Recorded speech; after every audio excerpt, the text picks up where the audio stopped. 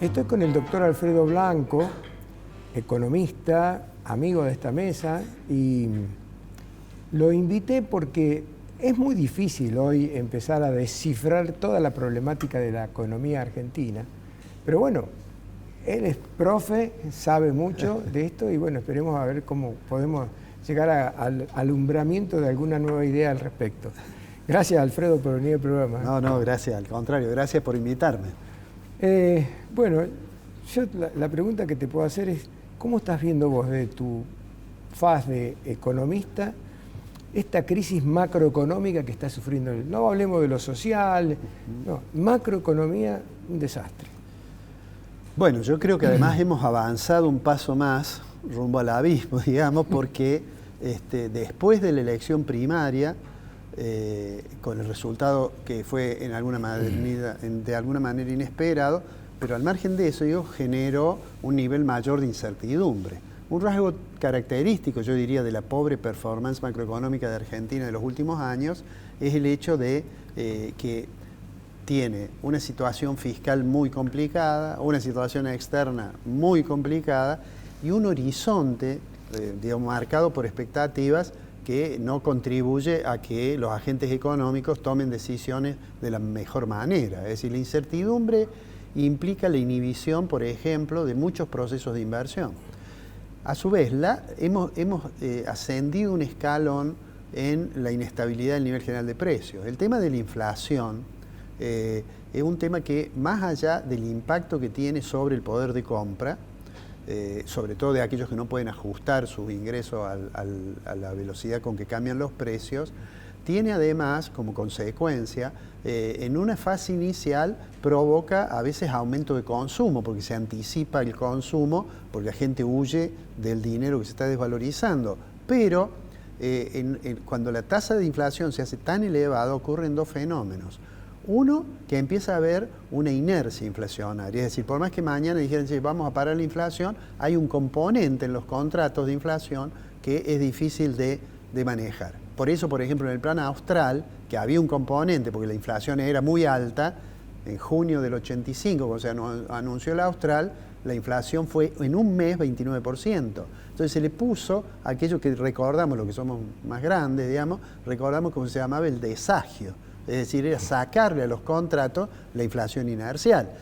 Y el austral a diciembre había dado un buen resultado, después se deterioró. Pero digo, entonces, un rasgo de la alta inflación es que la inflación inercial comienza a ser más importante. Pero otro rasgo es que ese nivel de inflación, como ha afectado los niveles del poder de compra, termina generando un proceso recesivo, porque el consumo es el 80% de la demanda agregada de la economía.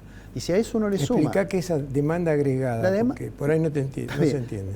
Digamos, una economía en un año genera una cantidad de bienes, que es la riqueza que se genera, ¿no? Esa riqueza que se genera, a eso los economistas le llamamos Producto Bruto Interno, o Producto Interno Bruto. ¿Cómo se calcula el Producto Interno Bruto? Bueno, se ve cuánto fue el consumo, cuánto fue la inversión, cuánto fueron las exportaciones, y se le restan las importaciones, porque esos son bienes que consumimos, pero que no los hemos producido acá, ¿no es cierto? Entonces, y la demanda agregada es, digamos, cuando yo saco las importaciones, las sumo al Producto Interno, ¿no es cierto? Lo que me queda ahí, consumo, inversión y exportación, es lo que se demanda en la economía. En la medida en que está afectada la inversión, en la medida que el tipo de cambio desaliente las exportaciones y en la medida que el poder de compra cae, entonces cae el consumo de la economía entra en una fase recesiva. Por eso es que ya tenemos datos, y lo vamos a ver más crudamente en los meses siguientes, que la economía se comenzó a desacelerar y deja de crecer. Eso es muy complicado después para resolver, porque por ejemplo, si uno tiene la economía que crece, pero tiene inflación, puede decir, bueno, voy a tratar de estabilizar la economía, aunque tenga algún costo de crecimiento. La economía va a crecer menos, pero la voy a estabilizar. Ahora, si yo tengo una economía que no tengo inflación, pero la economía no crece, digo, bueno, voy a hacerla crecer, aunque tenga un poquito de inflación. Ahora, si yo tengo una inflación alta y la economía no crece, es más complejo el diseño de la política económica que pueda sacar a la economía del bache recesivo sin alimentar más aún los problemas inflacionarios. Y volviendo al eje de la pregunta, ¿cómo vemos la situación actual? Bueno, la situación actual es de una economía que tiene un problema tremendo en el sector externo. El gobierno ha conseguido que el Fondo Monetario aprobara las 2 últimas revisiones. Se comprometió a hacer una devaluación, porque aunque llame la atención, cuando el ministro Massa dice vamos a tomar algunas medidas para ayudar a los trabajadores que con esta inflación pierden poder de compra, culpa de la devaluación que nos obligó el Fondo Monetario Internacional, en realidad lo que no dice que el viernes, cuando él pidió que se aprobara el staff report del fondo y se hiciera el desembolso, es decir, cuando el directorio aprobara, lo único que él pidió, déjeme que devalúe el lunes después que vote la gente, porque está claro que la devaluación estaba pactada. Así como está clara que la devaluación hecha así iba a tener el impacto que tuvo. Entonces, estamos sumamente complicados, pero además las expectativas obviamente no pueden ser buenas. Tenemos una situación en el plano cambiario muy compleja, porque no tenemos reservas internacionales y teníamos estimaciones privadas, pero ahora hemos conocido de un organismo multilateral como el Fondo Monetario Internacional, en el acuerdo que ha hecho con Argentina, que Argentina tiene 14.000 millones de dólares de reservas negativas. Entonces, digamos, en eso estamos con mucho problema. Estamos con mucho problema con la inflación, obviamente. El presidente Fernández le declaró la guerra, pero supongo que ya advirtió que la perdió. Y a su vez, tenemos en lo monetario una situación muy delicada, porque tenemos una cantidad nominal de dinero en la economía, medido por la base monetaria, más o menos 6 billones, y tenemos 6 billones, digo, a veces no pronuncio bien, es con B larga, billones, que quiere decir que es un 1 que tiene 12 ceros después. 6 billones de base monetaria, más esa parte del dinero que está esterilizada con la colocación de un título que son las LELIQ, digamos, para que nos entiendan. Lo que hace el Banco Central, como está financiando el déficit, aumenta la cantidad nominal de dinero en la economía, coloca un título, le dice a los bancos, tome este título, le voy a pagar interés, deme los pesos, ¿no? Esas LELIQ que pagan interés, que es el interés que el presidente Fernández había dicho que iba a dedicar al aumento de los jubilados, esas LELIQ son aproximadamente 14 billones, es decir, son más de 2 bases monetarias. Bueno, esa situación es muy compleja. El próximo gobierno, sea del signo que sea, va a tener ante sí una dificultad mayúscula.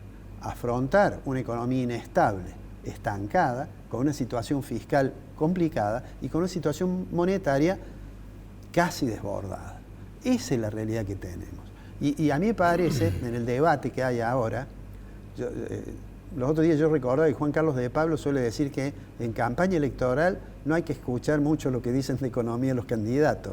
Ahora, en esta campaña electoral además tenemos un candidato que es el ministro, lo cual además complica más. Pero a mí me gustaría que el debate de muchas ideas que han surgido, que se discuten, si vamos a dolarizar, si va a haber 2 monedas, si vamos a una convertibilidad, cualquiera de esas discusiones, que se hiciera con información y seriamente, porque a mí me da la impresión, más allá de que en el voto la gente seguramente pondera otras cosas y tiene una dosis de emotividad del voto, pero me gustaría que fuera un debate serio, el debate de los problemas, porque tenemos un problema realmente mayúsculo en materia macroeconómica.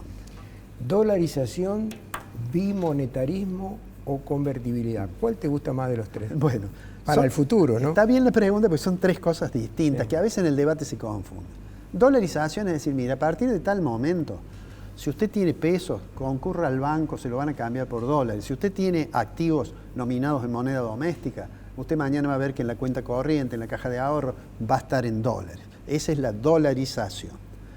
La bimonetarización... Perdemos el señoriaje ahí, ¿no? Claro.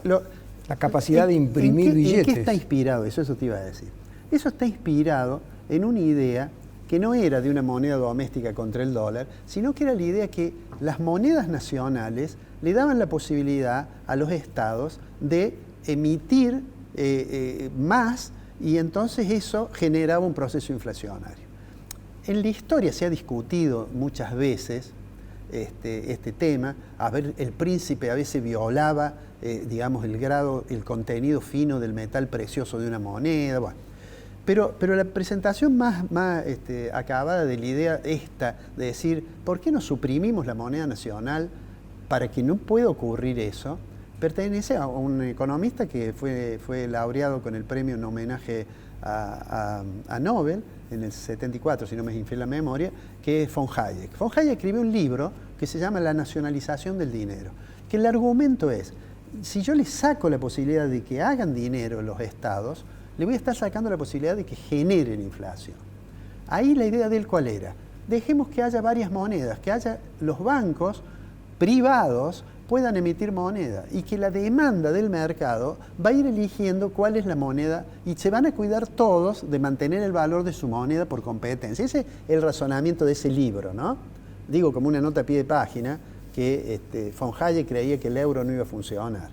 Pero, digamos, funcionó razonablemente. Después, en 1974, von Hayek, en nombre de la escuela austríaca, hace ese tema. Pero en 1976, el premio Nobel Milton Friedman le dice, bueno, guarda que tenemos que tener cuidado con esto, ¿no? Sí, sí. Bueno, ahí hubo una discusión con los cuantitativistas de Chicago, porque no tenía exactamente la misma visión. Pero a lo que voy es a esto.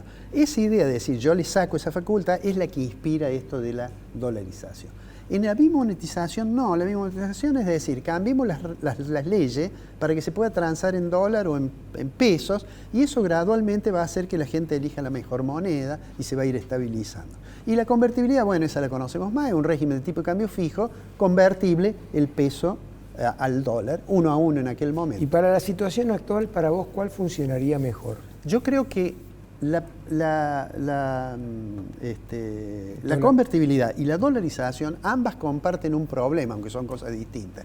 Y es que yo necesito alguna disponibilidad para efectivamente canjear la parte de pesos que quiera canjear. Por ejemplo, si tengo 20 millones entre la base monetaria y la ELIC, ¿no es cierto? Y si supongamos que consiguiera 15.000 millones de dólares para destinar a eso, al canje, ¿cuánto sería el tipo de cambio? Bueno, en ese caso, el tipo de cambio sería mucho más alto que los 390 que tenemos ahora. En una cosa optimista sería 700, en una cosa menos optimista llegaría a 1.500, o sea que tiene implícito una devaluación. Lo mismo ocurrió con la convertibilidad, no lo recordamos, la convertibilidad bajó la inflación. Lo que no recordamos es que la reforma monetaria que sustituyó el austral y puso la relación 1 a 1 con el peso, esa relación 1 a 1 era una devaluación respecto de lo que era la relación del austral con el dólar. Claro. Entonces, en una economía muy sensible como es la nuestra, los agentes económicos son supervivientes de las crisis. Para que me están haciendo señas que nos queda un minuto, bueno, y te quería repreguntar sobre esto mismo, porque por lo que estás diciendo a vos te convence un poco más el bimonetarismo. Sí, me parece que va a ser más natural. Pero te pregunto entonces, si se me impusiera la idea del bimonetarismo, la gente automáticamente va a buscar el dinero de mayor valor, que es decir, que todos los pesos se convertirían en dólares. ¿No se estaría produciendo una dolarización de hecho? Bueno, lo que puede ocurrir es que gradualmente se ocurra. Porque cuando hay dos monedas, una que es buena y una es mala, eso en economía se conoce, en función de un mercantilista, se conoce como ley de Gresham. Es decir, se dice, la moneda mala desplaza la buena de la circulación. ¿Qué quiere decir? Yo tengo 100 dólares en este bolsillo y tengo 1.000 pesos en este bolsillo y voy acá al kiosco de la esquina y compro un sándwich y dice, bueno, ¿cuánto es? Yo le voy a tratar de pagar con los pesos, no con los dólares, ¿no es cierto? Entonces va a haber un proceso. La velocidad de ese proceso también va a depender de otras medidas, de política monetaria y de política cambiaria, por supuesto. En el caso digamos, de la dolarización, a mí me da la impresión que fue inicialmente planteada de una manera muy fuerte para discutirla. Pero me da la impresión que cuando yo escucho a algunos economistas que adhieren a esa idea, que no todos tienen la misma, pero que comparten, por ejemplo, trabajar en el equipo económico de Milei, uno puede, por ejemplo, Diana Mondino, una egresada de nuestra Escuela de Economía, una economista muy formada, tiene una idea de que no es una cosa inmediata, hay un proceso. Es como que se ha modificado un poquito. O uno lee Ocampo, que es autor de un libro sobre dolarización, y dice, bueno, no, hay que hacer algunas cuestiones con los bonos que tiene el Tesoro, en fin. Es decir, yo creo que hace falta una discusión fina. Me parece a mí que el tema de la dolarización en esta coyuntura, hay una cierta inviabilidad de hacerlo como se dijo al principio. Llegó el primer día y chao, se terminó. La economía es algo más complejo que los eslóganes de campaña. Gracias, Alfredo. No, muchas gracias. Un gusto tenerte acá y la verdad que muy claro como siempre. Bueno, hasta el próximo encuentro. Igualmente.